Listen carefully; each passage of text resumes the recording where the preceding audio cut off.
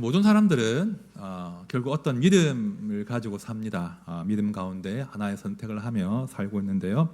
하나님 없이 세상의 기원이나 삶의 의미를 설명할 수 있다는 믿음을 가진 사람이 있죠.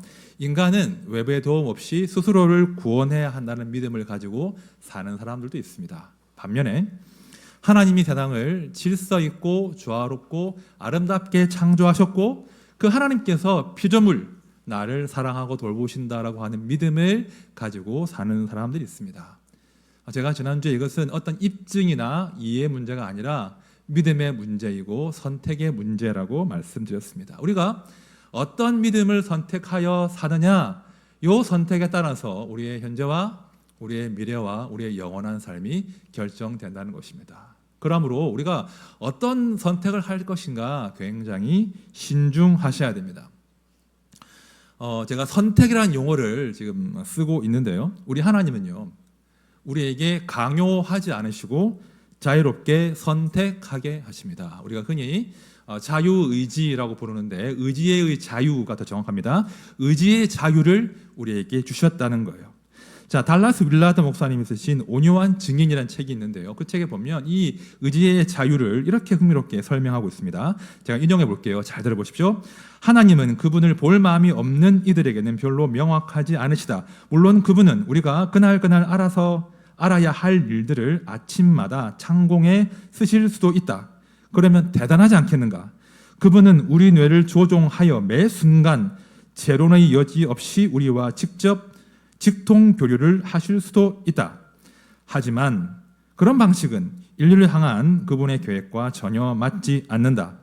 태초부터 우리를 향한 하나님의 뜻은 그분과 교제를 나누면서도 또한 그 거리를 유지하는 것이었다.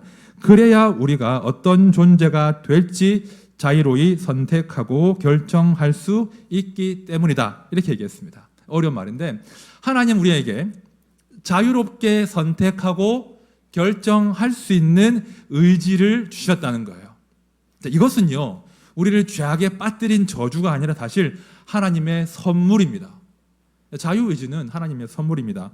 만약 여러분들이 사랑하는 우리 아들, 딸 혹은 배우자가 어떠한 자유로운 의지가 없다고 한번 상상해 보십시오. 아이들이 이제 휴일이 됐습니다. 근데 그 아이들이 맹 놓고 가만히 앉아 있는 거예요. 아이들은 어떻게 해야 됩니까? 오늘 내가 뭘 하고 놀아야 할지를 막 고민하고 선택해야 돼요.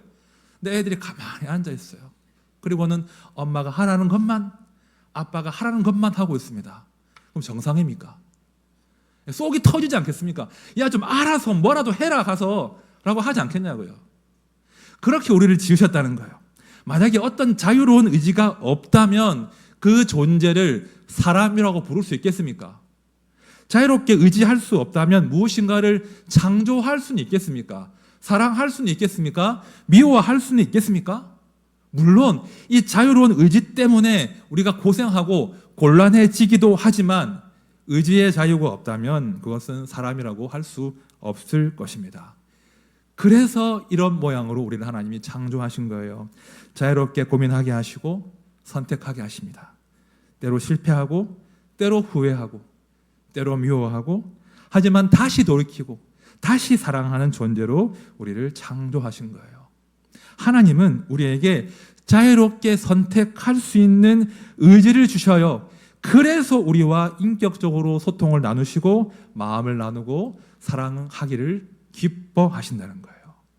그것이 우리에게 이 의지를 주신 하나님의 뜻입니다. 오늘 저는요, 그 이야기, 우리의 어떤 선택, 우리의 자유의지에 관한 이야기를 해볼 텐데 창세기 4장과 5장 말씀을 보시면 그 의지를 가지고 상반된 선택을 했던 그 두 부류가 딱 등장합니다. 4장과 5장에서 이 아담의 계보가 두 가지로 갈라지거든요. 첫 번째 아담의 계보는 아담의 아들 가인의 계보가 있습니다. 그러니까 가인의 후손들의 계보가 있어요. 그들은 하나님을 떠나서 자기 마음대로 살기로 의지하고 선택한 부류입니다. 그런데 다른 한편에는 아담의 또 다른 아들인 셋을 통해서 이어지는 족보가 있습니다. 이 사람들은 하나님을 가까이 하기로 의지하고 선택한 사람들입니다. 여러분, 우리는 이 가인의 계보와 이 셋의 계보 중에 어떤 계보에 속한 사람들입니까? 혹은 어떤 계보에 속하기로 결정하시고 선택하셨습니까? 마음으로 답해 보십시오. 과연 우리가 옳은 선택을 했겠습니까? 옳은 선택일까요? 한번 말씀 가운데 점검을 해보자는 겁니다. 한번 말씀 속으로 들어가 볼 텐데 먼저 첫 번째 부류인 가인의 족보를 한번 살펴봅시다. 자, 가인 누군지 아시죠? 동생 아벨을 죽인 아담의 첫째 아들이죠. 자, 가인이 아벨을 죽인 다음에 하나님께서 가인을 찾아오십니다. 자, 창세기 4장 9절 말씀 보십시오. 여호와께서 가인에게 이르시되 너의 아우 아벨이 어디 있느냐? 그가 이르되 내가 알지 못하나이다. 내가 내 아우를 지키는 자니까? 하나님이 질문하십니다. 너의 동생 아벨이 어디 있느냐? 가인은 정직한 답을 선택할 수 있었습니다. 그렇죠? 하지만 가인은 거짓말하기로 선택한 것입니다. 그리고 그의 선택은 어쩌면 그의 믿음을 반영하는 거예요. 어쩌면 하나님을 속일 수 있을 거야. 어쩌면 하나님이 내가 아벨을 죽일 때 그 장면을 보지 못하셨을 거야. 지금 가인은 아주 위험하고 어리석은 믿음에 자기 인생을 베팅하고 있는 거예요. 그러니까 하나님과 함께 문제를 해결할 수 있는 선택을 할 수 있는데 아주 위험한 선택, 하나님을 밀어내고 하나님을 속이고 스스로를 구원할 길을 지금 가인이 선택했다는 거예요. 자, 그러자 하나님이 그 선택에 합당한 벌을 내리시네요. 자, 4장 12절 같이 읽읍시다. 시작. 내가 밭을 갈아도 땅이 다시는 그 효력을 내게 주지 아니할 것이요 너는 땅에서 피하며 유리하는 자가 되리라. 자, 두 가지 처분하십니다. 네가 수고해도 땅이 네 말 듣지 않을 거다. 땅이 효력을 발휘하지 않을 거다.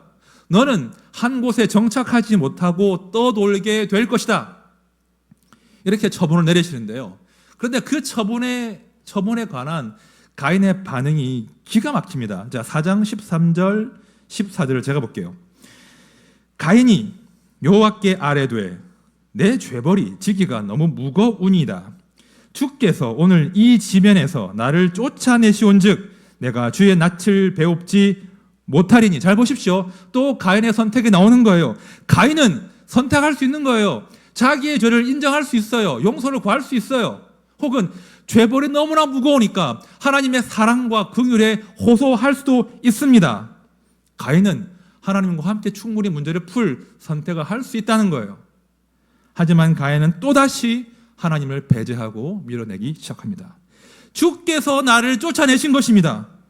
이제 내가 주의 낯을 배웁지 못할 것입니다. 행간의 의미를 읽어내셔야 돼요. 하나님 저 미우시죠? 하나님 저 얼굴 보기 싫으시죠? 저도 하나님 얼굴 안 보겠습니다. 떠나겠습니다. 이런 의미인 거예요. 자, 4장 16절 보십시오. 가인이 여호와 앞을 떠나서라고 말씀하고 있습니다. 이왕 이렇게 되어 있는데, 이왕 이렇게 되어 있으니 이제 하나님 없이 살아보겠습니다. 하나님을 떠나기로 가인이 선택한다는 것이죠. 여러분 말씀은 잘 보십시오. 하나님께서 지금 가인을 밀어내신 것입니까? 아니에요.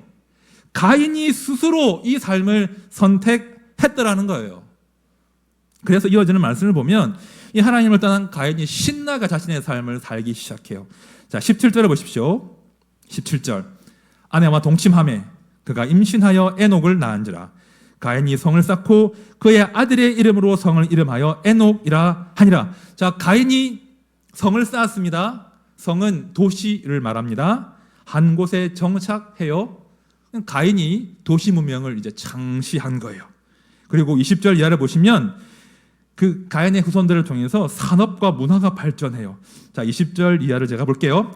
아다는 야발을 낳았으니 그는 장막에 거주하며 가축을 치는 자의 조상이 되었고 그의 아우의 이름은 유발이니 그는 수금과 충소를 잡는 모든 자의 조상이 되었으며 실라는 두발가인을 낳았으니 그는 구리와 쇠로 여러 가지 기구를 만드는 자요 두발가인의 누이는 나아마였더라. 자, 가축을 치는 목축업이 이제 발달합니다. 음악, 예술이 이제 발달하고 흥왕합니다. 그리고 구리와 쇠로 여러 가지 기구를 만들게 되었대요. 여러분, 구리와 쇠로 만들었던 건 어떤 문명이에요? 청동기 문명, 철기 문명. 놀랍지 않으십니까? 좀 놀라운데요. 이게 홍수 이전에 이미 이런 화려한 문명이 이렇게 이루어졌다는 거예요. 홍수 이전에. 제가 신대원 다닐 때 이거 여담인데 구약을 가르치시던 그 한 은사님께서는 홍수 이전 문명을 굉장히 이제 그 관심이 많으셨던 그런 교수님이셨는데 이집트의 그 대피라미드 있잖아요. 그 대피라미드를 홍수 이전 문명이다 이렇게 말씀하셨어요. 그렇게 추정이 된다라고 말씀하셨습니다. 실제로 그런 책도 한번 제가 소개한 적 있죠. 신의 지문이라는 책도 있습니다. 그런 상상력을 발휘해서 아무튼 이 홍수 이전에 엄청나게 이제 문명의 성장이 이루어졌다는 거예요. 저도 동의하는 것이 여러분 그 홍수 이전 문명에서 그 노아가 자기 아들 셋과 함께 고작 성인 남성 4명이서 무엇을 만들죠?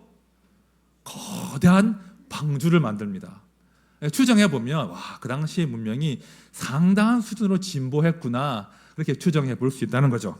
아무튼 지금 말씀드리고 싶은 것은 가인의 후손들이 하나님을 떠났는데 그럴듯한 문명을 이루었다는 것입니다. 자, 그렇다면 가인의 선택이 영 틀린 것이 아니구나, 나름 성공했구나 그렇게 판단하면 되는 겁니까? 성공했으니까요. 성취했으니까요. 그게 아니라는 거예요. 그들의 문명에는 결정적인 결핍이 있습니다. 뭡니까? 그 가운데 누가 없습니까? 하나님이 없습니다. 그들은 하나님을 두려워하지 않습니다. 그러함으로 그들은 결국 하나님을 거역할 뿐 아니라 하나님의 창조 질서를 파괴하는 데 앞장선 그런 문명에 불과하다는 거예요. 자, 4장 17절 다시 보십시오. 아내와 동침하매 그가 임신하여 에녹을 낳은지라 가인이 성을 쌓고 그의 아들의 이름으로 성을 이름하여 에녹이라 하니라. 자, 가인이 도시를 건설하고 정착했다는 기록인데요.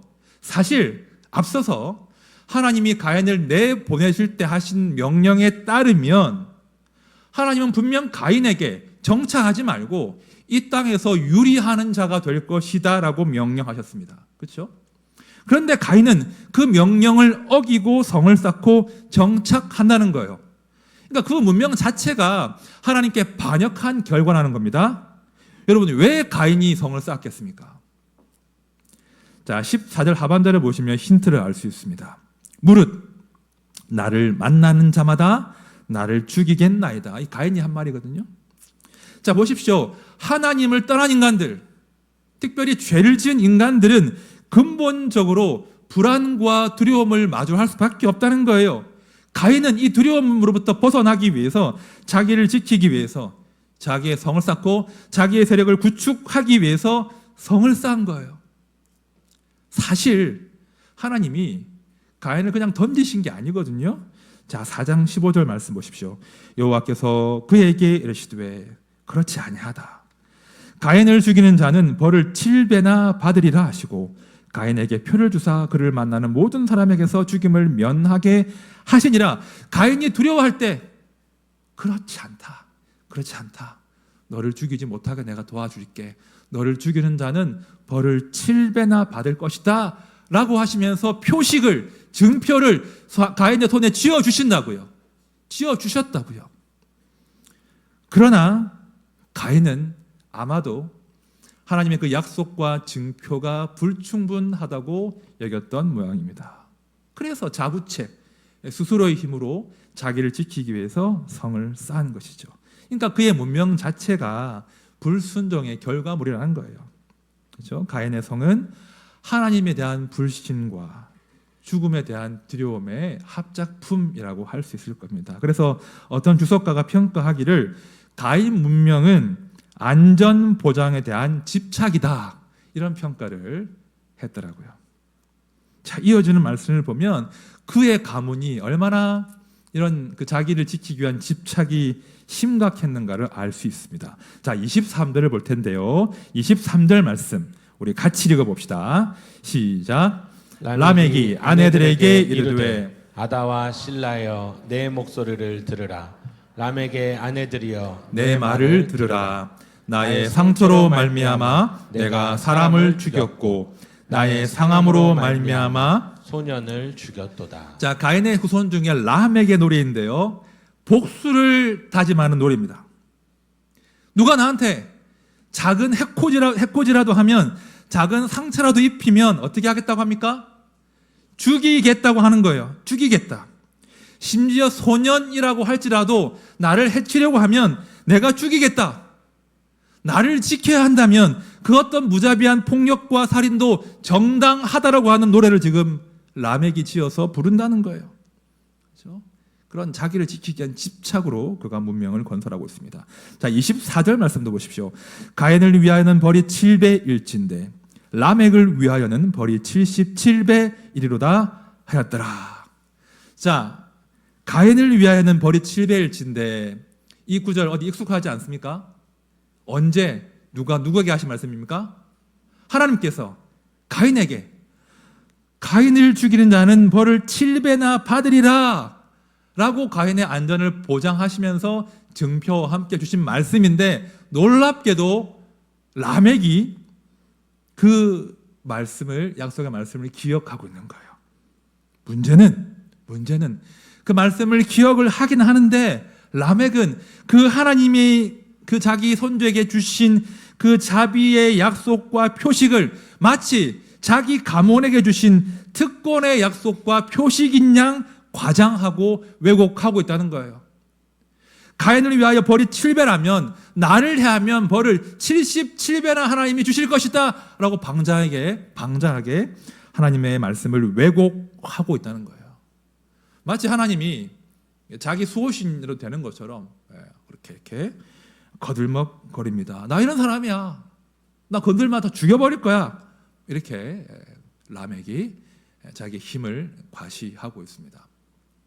자, 이것이 하나님을 떠나기로 선택한 가인의 후손들이 이룬 나름의 성공입니다. 나름의 권세입니다. 그들은 하나님을 떠나 살기로 선택했으나 일견 성공한 듯이 보인다는 거예요. 제가 질문을 드리겠습니다. 속으로 답을 해보십시오. 여러분, 우리가 하나님과 상관없이 성공할 수 있습니까? 속으로만. 하나님과 상관없이 세상에서 잘 되고 번성하고 성공할 수 있습니까? 혹은 하나님 말씀을 불순종하는데 어떤 성공과 성취와 성과를 낼 수 있습니까? 성도의 이야기가 아니라 일반적으로요. 일반적인 세상 사람들이 하나님과 상관없이 성공할 수 있습니까? 말씀을 정면으로 거역하는데도 성과를 낼 수 있습니까? 그렇죠. 낼 수 있죠. 내잖아요. 하나님이 없지만, 하나님을 모르지만, 하나님과 상관없지만, 심지어 그 말씀에 거역하지만 세상에서는 성공하고 번성하고 잘 되는 사람들이 너무나 많습니다. 그러나 하나 기억하십시오. 우리 성도는 결코 그 성공과 번영에 중독되시면 안 됩니다. 우리 성도는 결코 그 성공과 성취에 목말라 하시면 안 됩니다.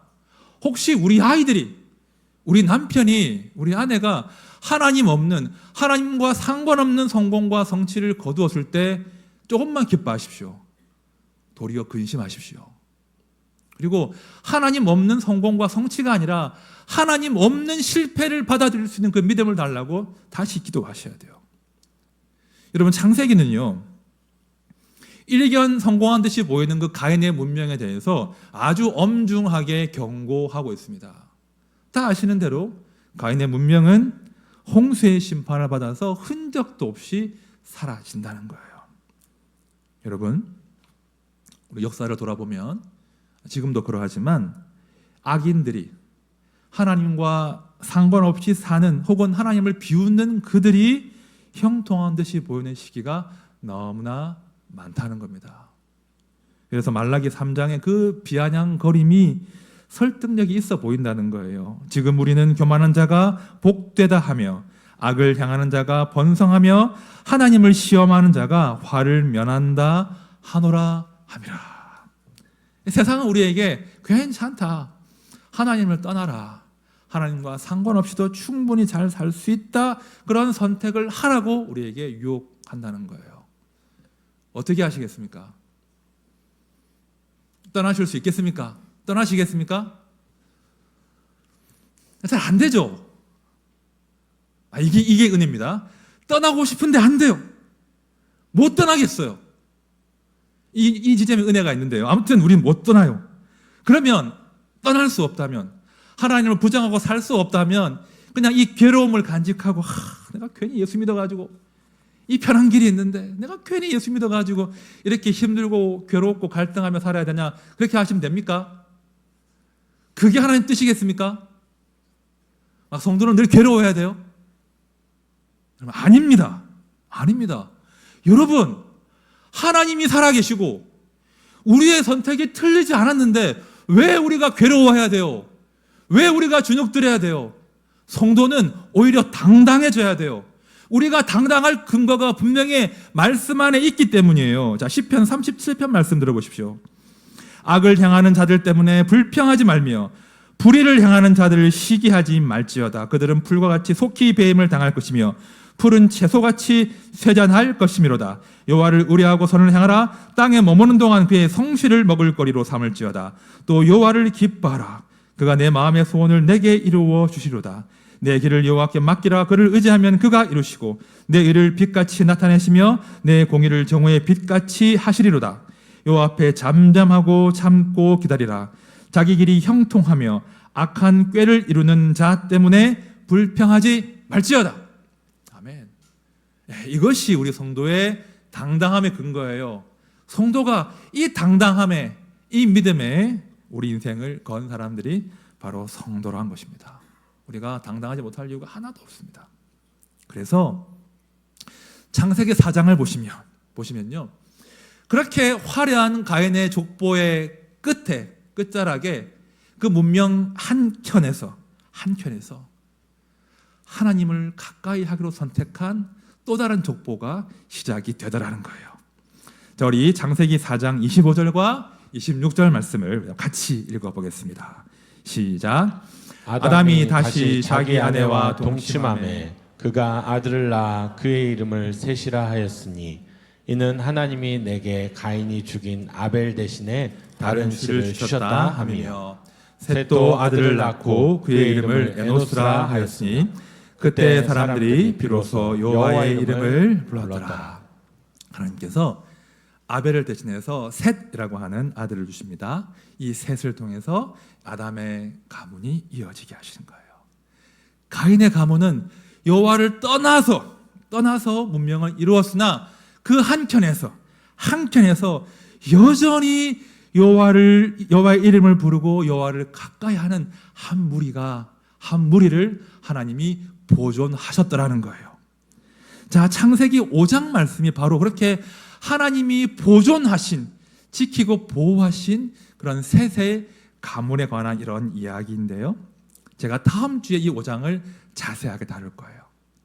5장을 미리 읽어보시면 이 셋의 가문은 성을 쌓았다는 기록도 없어요. 화려한 문명에 관한 이야기도 없어요. 철기 문명 이런 이야기 없습니다. 그러나 하나님께서는 자기가 보존하신 이 셋의 가문을 통해서 하나님 나라의 명맥을 이어가신다는 거예요. 오늘은 제가 여러분들께 한 가지 키워드만을 기억하시라, 이렇게 당부드리고 싶습니다. 5장을 읽어보시면 이 셋의 가문을 관통하는, 그들의 삶을 관통하는 하나의 키워드가 있는데요, 그것은 하나님과 동행이라는 거예요. 자, 5장 21절부터 23절까지 한번 읽어봅시다. 시작. 에녹은 65세에 무드셀라를 낳았고 무드셀라를 낳은 후 300년을 하나님과 동행하며 자녀들을 낳았으며 그는 365세를 살았더라.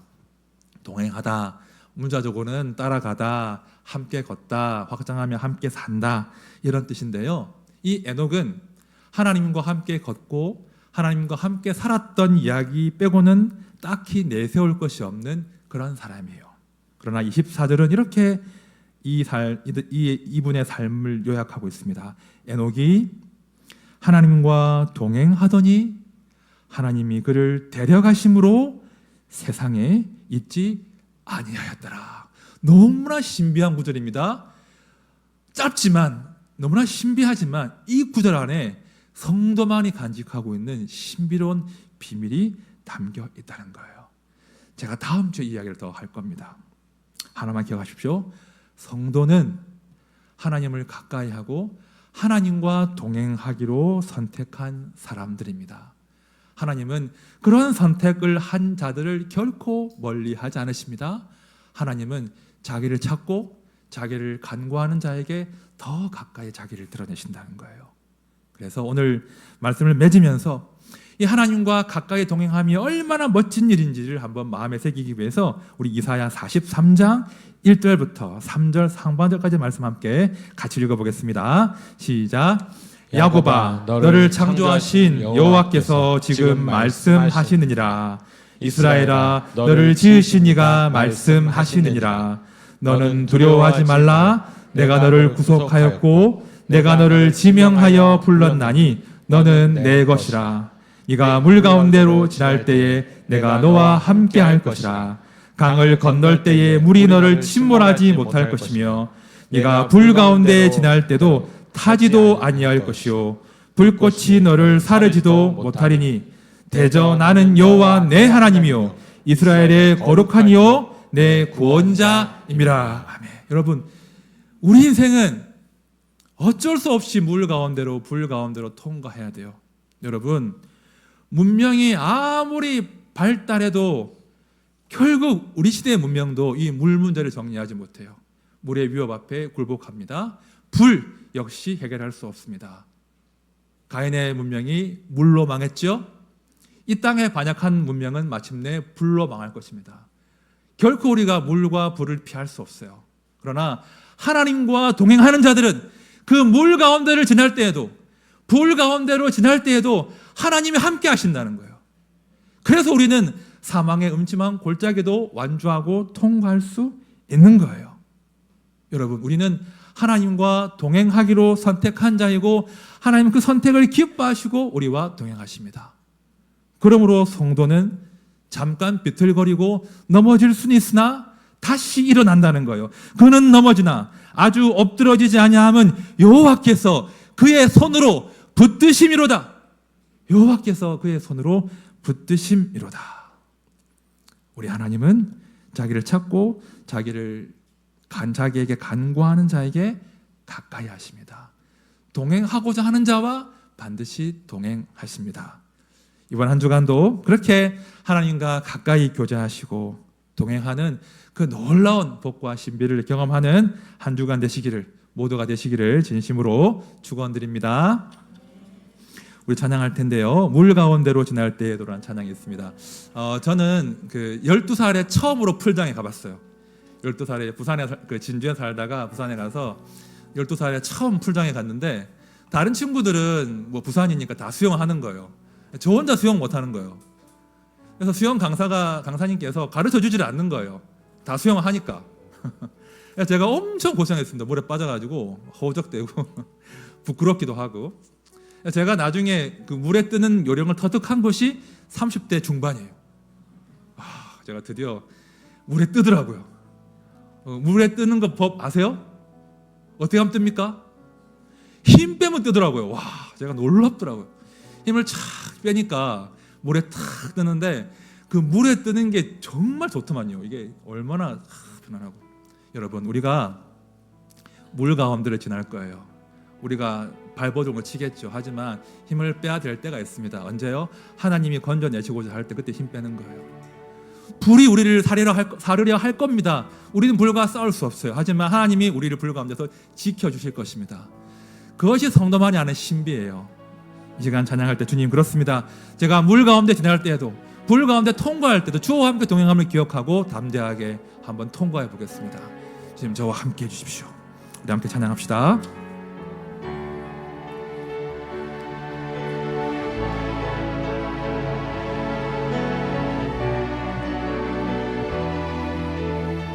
물 가운데 지날 때에도 물 가운데 지날 때에도 침몰치 않으며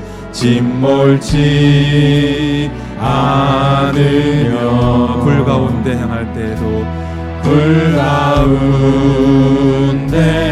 행할 때에도 너를 상치 못하게 하리니 너를 지명하여 너를 지명하여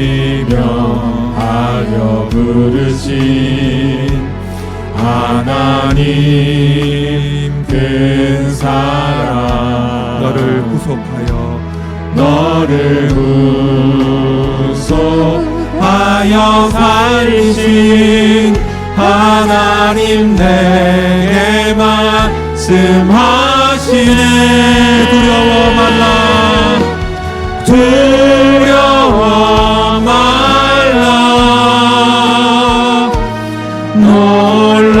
놀라지도 말라 내가 어딜 가든지 무슨 일 만나든지 내가 함께하리라 두려워 말라 놀라지도 말라 내 너를 붙들리라 내 너를 붙들리라 너를 도우리라 주님 약속하셨네 우리 처음부터 한 번 더 믿음으로 고백합시다. 물 가운데 지날 때에도 침몰치 않으며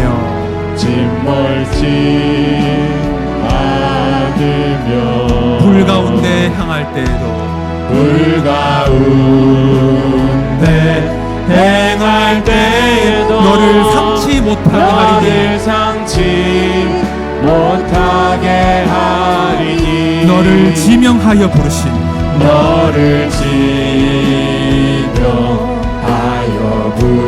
하나님 큰 사랑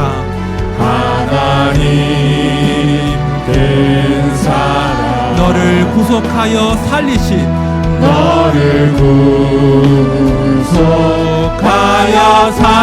하나님 내게 말씀하시네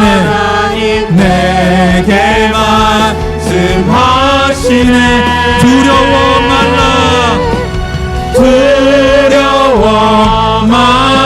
놀라지도 말라 내가 어딜 무슨 일 만나든지 내가 함께 하리라 두려워 말라 놀라지도 말라 내 너를 붙들리라 너를 도우리라 우리 한 번 더 고백합시다. 두려워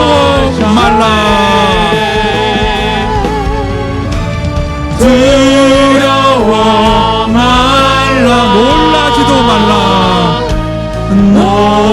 놀라지도 말라 내가 어딜 가든지 무슨 일 만나든지 내가 함께하리라 두려워 말라 놀라지도 말라 내 너를 붙들리라 너를 도우리라 주님 약속하셨네 내가 너를 굳세게 하리라 내가 너를 굳세게 하리라 내 손으로 너를 꼭 붙잡아 주리라 내가 너를 의롭게 함이니 너는 마음에 염려치 말라 내가 너를 굳세게 하리라 내가 너를 굳세게 하리라 내 손으로 너를 꼭 붙잡아 주리라 내가 너를 의롭게 하리니 너는 마음에 염려치 우리 마지막 한 번 더 고백합시다. 내가 너를 굳세게 하리라.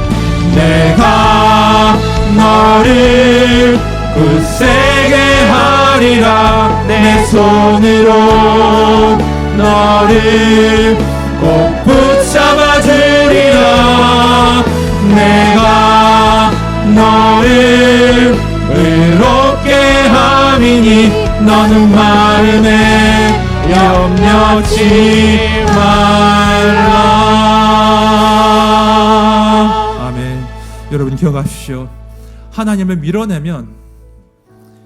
밀어낼수록 더 하나님과 상관없는 삶을 사실 수밖에 없어요. 그러나 하나님께 가까이 하는 자는, 하나님께 간구하는 자는 하나님이 반드시 당신의 곁으로 당기십니다.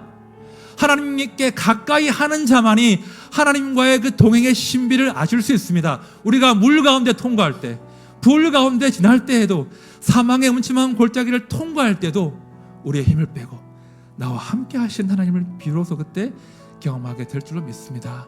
이 시간은 간구합시다. 하나님, 제가 주를 더 가까이 하고 살고 싶습니다.